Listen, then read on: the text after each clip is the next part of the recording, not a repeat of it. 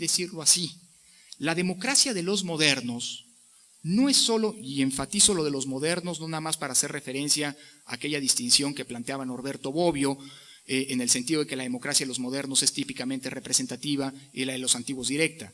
Cuando hablo de la democracia de los modernos, estoy refiriéndome a la democracia que identificamos como la forma de gobierno ejercida dentro de un conjunto de reglas específicas y determinadas a las que haré referencia más adelante y que concretamente nos hacen hablar o nos hacen pensar en este modelo de gobierno al que definimos como democracias constitucionales.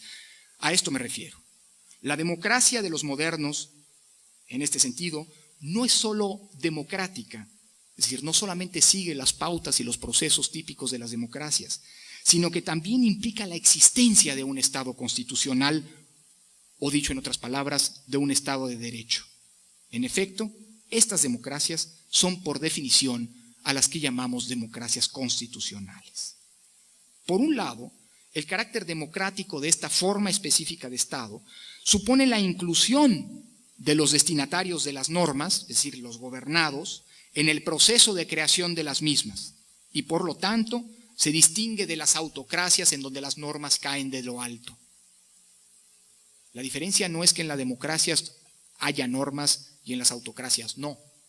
La diferencia, las normas existen en todos los regímenes de gobierno, y de aquí quiero adelantar, esta es la premisa para hablar de que Estado de Derecho no es Estado de leyes, pero no quiero adelantar los temas. Tanto en las democracias como en las autocracias existen normas. La diferencia es cómo se procesan o cómo se construyen esas normas. En las democracias la lógica es una lógica de inclusión, de participación ciudadana, podríamos decir hoy en día. En las autocracias la lógica de la creación normativa, la creación de las normas, es una lógica vertical, excluyente, autocrática precisamente. Esa lógica de inclusión que caracteriza a las democracias tiene como finalidad preservar la libertad de los miembros del cuerpo político, entendiendo la libertad en el sentido clásico de autonomía.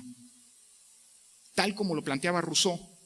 Recuerden que en el contrato social Rousseau decía que la finalidad del contrato era permitir que, aun cuando se viviera en sociedad, aun cuando se viviera bajo ciertas normas, aun cuando se viviera bajo la existencia de determinadas instituciones que tienen la potestad de emitir mandatos, los hombres siguieran siendo tan libres como lo eran antes, como lo eran en el estado de naturaleza. La clave, el valor fundamental de la democracia, por supuesto, es el de la igualdad, en la medida en la que todos tienen la misma posibilidad o deberían tener la misma posibilidad de acceso al poder. Pero el valor clave, el valor fundamental que protege o que persiguen las democracias es el de la libertad de los miembros del cuerpo político.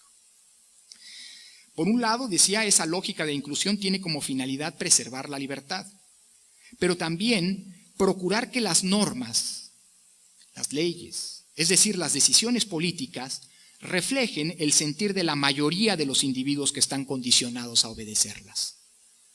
Se dice que la regla de oro de la democracia es la de la mayoría. Sí, pero como ocurre en los sistemas democráticos, no hay reglas que no tengan limitaciones.